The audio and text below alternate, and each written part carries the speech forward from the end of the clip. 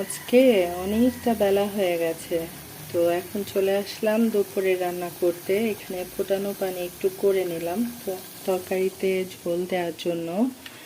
আর আলু পটল দিয়ে চিংড়ি মাছ দিয়ে রান্না করব, একদম কম মশলা দিয়ে। চিংড়ি মাছ এখানে কাটা ধোয়া করে নিয়েছি।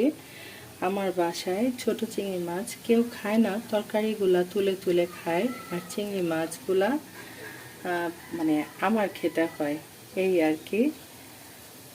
আর ইফতার আয়োজনে আজকে চিকেন পাকুড়া বানাবো আর লুচি বানাবো। আর পুঁই শাক কাটাকুটি করছি, পুঁই শাক ভাজি করব। গতকালকে ডাল পাতুরি করেছিলাম, সেটা আছে। তো আর বেশি বক বক না করি, রান্নাটা বসাই দিই, থাকেন আমার সাথে। রান্নার ফাঁকে ফাঁকে পুঁই শাক কাটাকুটি করছি।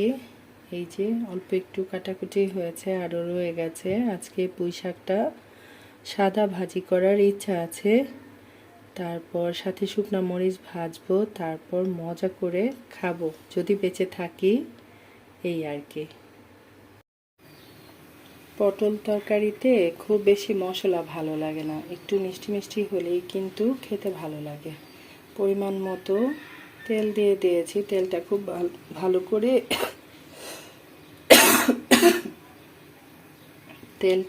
ভালো করে গরম করে নিয়েছি।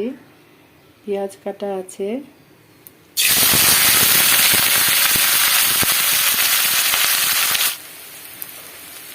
পেঁয়াজের মধ্যে লবণ দিয়ে দিয়েছি যেন জলদি জলদি ভাজাটা হয়।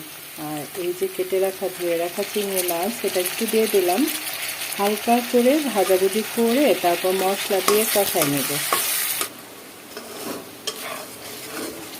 খুব সুন্দর করে মশলাটা কষাই নিয়েছি। প্রতিদিনের মতো আজকেও বলছি, মশলা যত সুন্দর করে কষানো হবে রান্না খেতে তত বেশি মজা হবে। আলু পটল দিয়ে দিলাম, খুব ভালো করে নাড়াচাড়া দিয়ে উল্টে পুল্টে খুব ভালো করে কষাই নেব। কষানোর জন্য অল্প একটু পানি দিব, যেহেতু আলু আছে। ফুটানো পানি দিয়ে রান্না করলে যে কোনো রান্নার স্বাদ খুব বেশি ভালো হয়।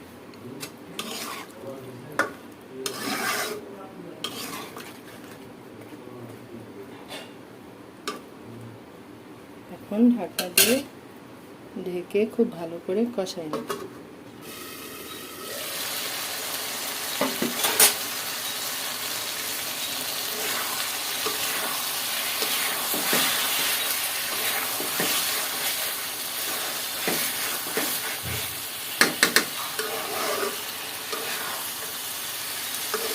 কষাতে কষাতে তরকারিটা একদম নরম করে ফেলেছি।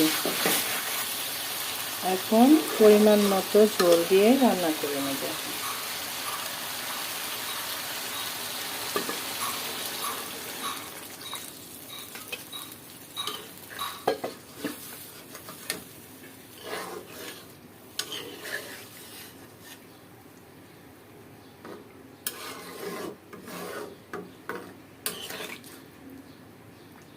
নামানোর আগে কি করতে হবে, 1 চিমটি চিনি ব্যবহার করব। তাতে করে কি হবে জানেন, পটল তরকারির টেস্টটা ডাবল হয়ে যাবে। কারো ভালো লাগলে দেবেন, নতুবা বাদ দিয়ে যাবেন।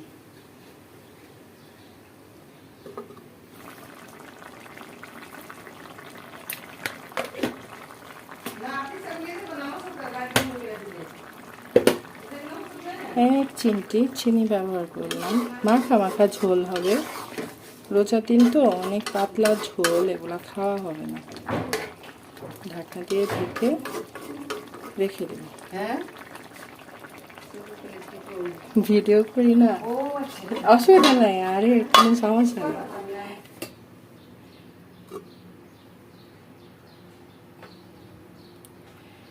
পটল তরকারির ফাইনাল লুক শেয়ার করার জন্য চলে আসলাম। একদম হালকা মশলায় মাখা মাখা ঝোল করে আলু দিয়ে পটল দিয়ে চিংড়ি মাছ রান্না করেছি। যদি কারো ইচ্ছে হয় আমার মতো করে খেতে পারেন। আর কি যেন বলে, তো ফাইনাল লুক দেখানো হয়ে গেল। এখন চলে যাব পরবর্তী রান্নায়, থাকেন আমার সাথে।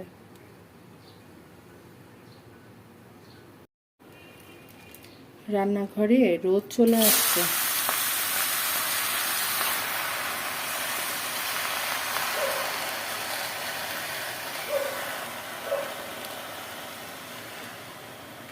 পেঁয়াজ, কাঁচামরিচ এগুলা দিয়ে সিদ্ধ করে নেব, সাথে অল্প করে লবণ দিব, তারপর রসুন আর শুকনো মরিচ দিয়ে বাগার করব।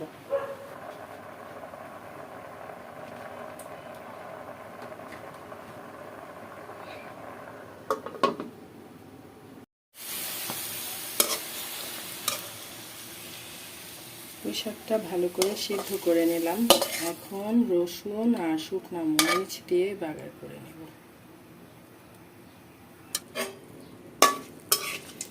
হাঁড়ির উপর রোদ চলে আসছে, আর শাক পাতা খাওয়ার জন্য কয়েকটা মরিচ ভেজে নিচ্ছি।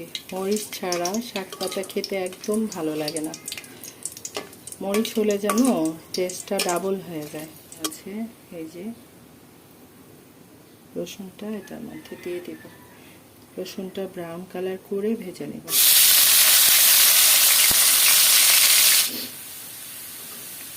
একদম ব্রাউন কালার করে তারপর ভেজে নিলাম। খুব সুন্দর একটা ফ্লেভার হয়ে গেছে। এখন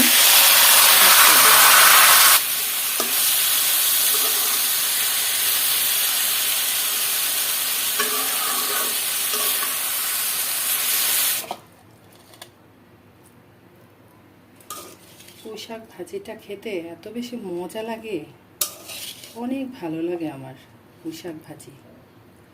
তারপর চিংড়ি মাছ দিয়ে ভাল লাগে, বড় মাছের মাথা কাটা দিয়েও ভাল লাগে। প্রথমে দেখতে মনে হয় অনেকগুলা, রান্না করলে একদম একটু হয়ে যায়, তাই না বলেন?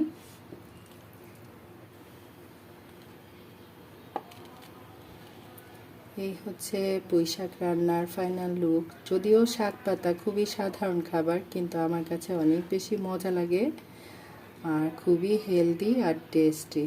তো যাই হোক, এখন চলে যাই পরবর্তী কাজে। কেমন? আজকে ইফতারে চিকেন পাকোড়া বানাবো, আর চিকেনটা এখন মেরিনেট করবো, সে কারণে কয়েকটা কাঁচামরিচ বাটাবুটি করে নিচ্ছি। আর চিকেনটা কাটা ধোয়া করে এখানে ঝরা দিয়ে রেখেছি। এখানে যাবতীয় মশলা সব কিছু নিয়ে নিয়েছি। সরিষার তেল, সয়া সস, গরম মশলা, আদা রসুন বাটা, তারপর লেবু, যা যা যাবতীয় যা যা মশলা ব্যবহার করব সব কিছু নিয়ে নিয়েছি। তো ঠিক আছে, কাঁচামরিচটা একটু বাটাবুটি করি, থাকেন আমার সাথে। চিকেন পাকোড়া বানানোর জন্য সব মশলা বলতে এখানে হচ্ছে কাঁচামরিচ বাটা, লেবুর রস, সয়া সস, আদা রসুন বাটা, গরম মশলা, তারপর হচ্ছে সরিষার তেল, তারপর পরিমাণ মতো লবণ, সব উপকরণ একসাথে দিয়ে মেখে রেখে দিয়েছিলাম প্রায় 2-3 ঘন্টার জন্য। তারপর যখন ইফতারের সময় এটা ভাজাভুজি করছি, কিছু পেঁয়াজ কুচি দিয়েছি আর হচ্ছে ময়দা দিয়েছি। তারপর মেখে এই যে ফ্রাইটা ভেজে নিচ্ছি। এদিকে কি করেছি, কতগুলা লুচি বানাই নিয়েছি। এই ইফতারটা আমার ঘরে সবাই খুব বেশি বেশি পছন্দ করে।